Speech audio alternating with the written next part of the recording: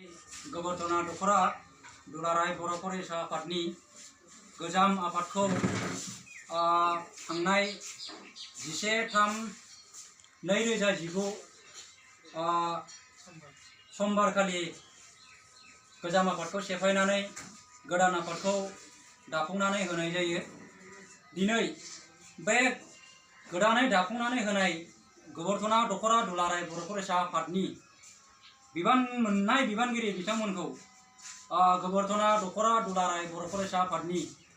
गाहाय मावखुलियाव समायखिरा लाहोनाय लोगोसेनो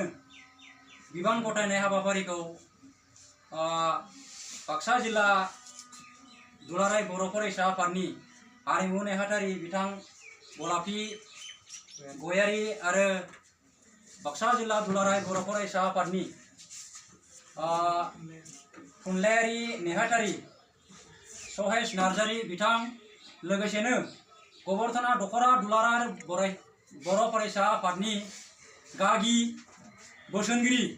राजा रामसियारी लोगोसेनो ओनसोलनि मेलेमजिबि बिथांमोनखौ लानानै बे बिबान गथायनाय हाबाफारिखौ मावफुंनाय जायो। बे गोदान बिबान मोननाय